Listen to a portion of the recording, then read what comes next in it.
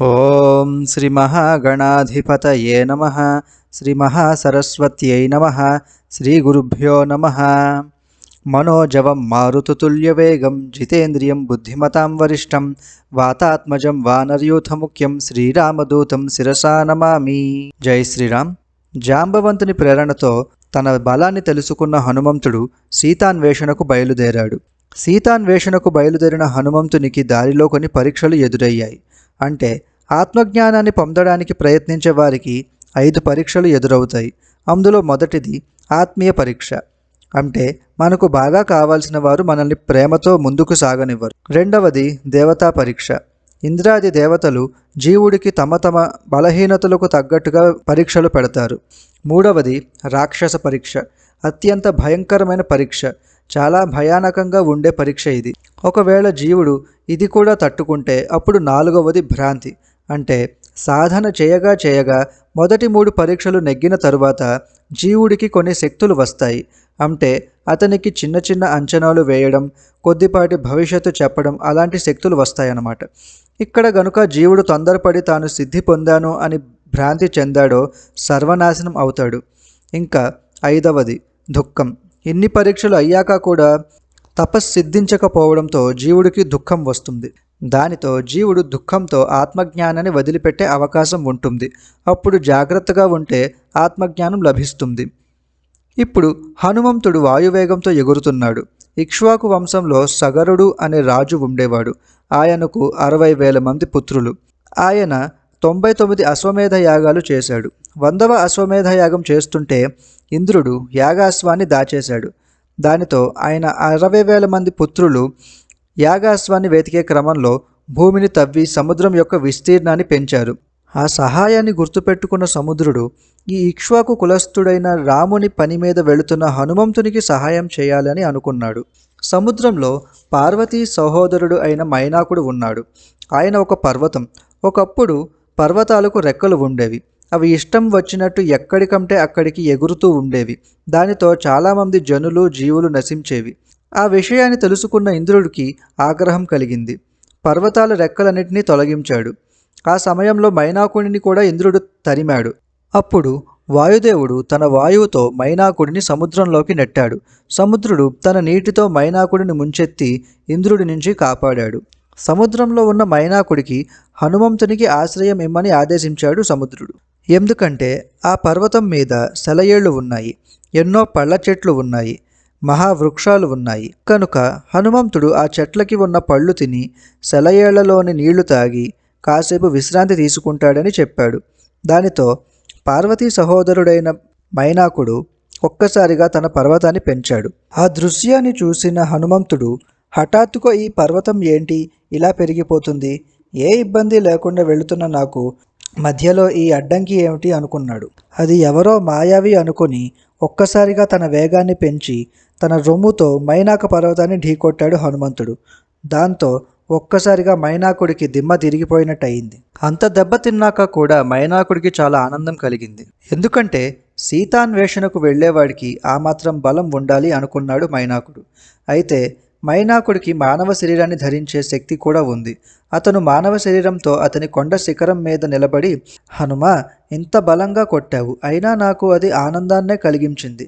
కానీ నేను నీకు శత్రువుని కాదు, నీకు ఆశ్రయమిచ్చి విశ్రాంతినిద్దామనుకున్న నీ మిత్రుణ్ణి. సముద్రుడికి రాముని వంశస్థులు సహాయం చేశారు. ఆ రుణం తీర్చుకుందామని సముద్రుడు నన్ను పంపాడు. అంతేకాక ఎంతటి అల్పుడు ఇంటికి వచ్చినా విష్ణువులా పూజించాలని మన పెద్దలు చెప్పారు.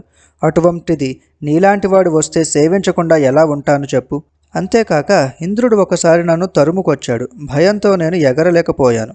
అప్పుడు మీ నాన్నగారు వాయుదేవుడు తన గాలితో నన్ను సముద్రంలోకి పడేశాడు. ఆ తరువాత సముద్రుడు నన్ను దాచేశాడు. ఇన్ని కారణాల చేత నేను నీకు ఆశ్రయమిద్దామనుకున్నాను. అంతేగాక నీవు నీ పని మీద వెళ్ళట్లేదు, సీతాన్వేషణ పని మీద వెళుతున్నావు. అటువంటి వాడికి తప్పక సాయం చేయాలి. దయచేసి కాసేపు విశ్రాంతి తీసుకొని పళ్ళు తిని నీళ్లు తాగి మళ్ళీ బయలుదేరు అని అన్నాడు. అది విని ఆనందించిన హనుమంతుడు, నాకు ఆతిథ్యం ఇద్దామనుకున్నావు కదా, అదే నాకు ఆతిథ్యం ఇచ్చినట్టు. కానీ నేను ఒక ముఖ్యమైన పని మీద వెళుతున్నాను. రామబాణం వలె ఎక్కడా ఆగకుండా వెళతాను. ఒకళ్ళు ముఖ్యమైన పని మీద వెళుతున్నప్పుడు ఆతిథ్యం కొరకు బలవంత పెట్టడం పరమదోషం అని చెప్పి ఆ పర్వతాన్ని హాయిగా స్పృశించి మళ్ళీ వేగంగా ఎగిరిపోయాడు. ఇది మొదటి పరీక్ష, ఆత్మీయ పరీక్ష. ఈ దృశ్యాన్ని పైనుంచి దేవతలు చూస్తూ ఆనందించారు. వారు వెంటనే నాగమాత అయిన సురసని పిలిచారు. తల్లి సురస, నీవు చూచావుగా ఈ హనుమంతుని పరాక్రమం. ఇంతటి వీరుడైతేనే సీతాన్వేషణకు అర్హుడు. అయినా మా అనుమానాలు మాకున్నాయి. ఎందుకంటే రావణుడి గురించి మాకు తెలుసు. వాడితో పోరాడిన వాళ్ళము మేము. అందుకే హనుమంతుడిని మేము పరీక్షించాలనుకుంటున్నాము. నీవు బ్రహ్మవరాలు పొందిన దానివి. బ్రహ్మదేవుడు నీవు నోరు తెరిస్తే ఎవరైనా ఆ నోట్లో ప్రవేశించకుండా బయటకు రాలేరు అని వరమిచ్చాడు. కనుక నీవు హనుమంతుడిని పరీక్షించు. నీ పరీక్ష నెగ్గితేనే సీతాన్వేషణ చేయగలడు అని ఆమెను కోరగా ఆమె హనుమంతుడికి ఎదురుగా రాక్షసీ రూపంలో నిలబడింది. ఎర్రని నోరు, పెద్ద పెద్ద కూరలతో, చాలా వికృతమైన రూపంతో, చూసేవాడికి భీతి కలిగేలా ఉన్న రూపంతో హనుమంతుడికి ఎదురుగా నిలబడింది. హనుమంతుడిని చూసి ఆయనతో ఇలా అన్నది. ఒరేయ్, భగవంతుడు ఈ రోజు నాకు విందుని పంపించాడు. నాతో దేవతలు నిన్ను పరీక్షించమన్నారు. అంతేకాక విధాత నాకు వరం ఇచ్చాడు. నేను నోరు తెరిస్తే నా నోట్లోకి ఎవరైనా వెళ్లాల్సిందే అని. ఇంకా ఎగరడం మాని నా నోట్లోకి రా అన్నది. హనుమంతుడు ఆమెను సులభంగా చెండాలగలడు. కానీ జ్ఞానం కలిగిన హనుమంతుడు బ్రహ్మవరాన్ని గౌరవించాడు. అంతేకాక ఆమె దక్షుని కుమార్తె అని కూడా కనిపెట్టాడు. అందుకని హనుమంతుడు మృదువుగా ఇలా అన్నాడు. తల్లి, రాముడు అనే ఒక మహానుభావుడు ఉన్నాడు. ఆయన తన సోదరుడు లక్ష్మణుడితో, సతీ అయిన సీతతో దండకావనంలోకి ప్రవేశించాడు. 14 సంవత్సరాలు అక్కడ వాళ్ళు వనవాసం చేయాలని అనుకున్నారు. అప్పుడు రామలక్ష్మణులు లేని సమయాన్ని చూసి రావణుడు సీతను అపహరించాడు. నేను ఆ సీత లంకలో ఉన్నదని తెలిసి ఆమెను అన్వేషించడానికి చానర మార్గంలో వెళుతున్నాను. తల్లి, మహాత్ముడు రాముడు. ఆయనకు పశుపక్షాదులు కూడా సహాయం చేస్తాయి. నువ్వు కూడా సాయం చేయి. నేను సీతని లంకకు వెళ్ళి చూసి ఆ వార్తను రాముడికి చెప్పి ఆ తరువాత కావాలంటే నీ నోట్లోకి ప్రవేశిస్తాను. ప్రస్తుతానికి నన్ను వదిలేయని అన్నాడు. అది విన్న ఆ తల్లి, అవన్నీ కుదరవు నాయనా, అసలు నా వరమే అది. నీకు ఏ పని ఉన్నా నా నోట్లో ప్రవేశించాకే వెళ్ళాలని హనుమంతుడికి చెప్పకుండా ఒక సూచన ఇచ్చింది. అది విన్న హనుమంతుడికి కొంత కోపం వచ్చింది. అలాగా, అయితే నన్ను మింగగలిగేంత నోటిని పెంచు అని అమాంతం తన శరీరాన్ని పెంచాడు. బ్రహ్మవరం వల్ల సురస కూడా హనుమంతుడి కాయానికి తగ్గ నోటిని పెంచింది. అలా పెంచగా పెంచగా హనుమంతుడు ఒక్కసారిగా తన నోట్లోకి ప్రవేశించాడు. ప్రవేశించిన తక్షణం అతి సూక్ష్మ రూపాన్ని ధరించి బయటకు వచ్చాడు. వచ్చి, ఏమమ్మా, నీవు నీ నోట్లోకి ప్రవేశించి నా పని చూసుకోమని చెప్పావు. ఇక నేను సీతాన్వేషణకు వెళ్ళనా అని అన్నాడు. అది చూసిన సురసకి ఎంతో ఆనందం కలిగింది. వెంటనే ఆమె అందమైన రూపాన్ని ధరించి, నాయనా, ఏమి చురుకైన బుద్ధి నీది అని చెప్పి నీకు శుభమవుగాక అని ఆశీర్వదించి వెళ్ళింది. ఇది 2వ పరీక్ష, దేవతా పరీక్ష. మళ్ళీ అక్కడి నుంచి ముందుకు వెళ్ళాడు. అలా కొంత దూరం వెళ్ళాక అక్కడ సింహిక అనే రాక్షసి కంటపడ్డాడు. ఆమెకు జీవుల యొక్క నీడను పట్టుకుని బంధించే శక్తి ఉన్నది. హనుమంతుడిని చూసి చాలా సంతోషించింది.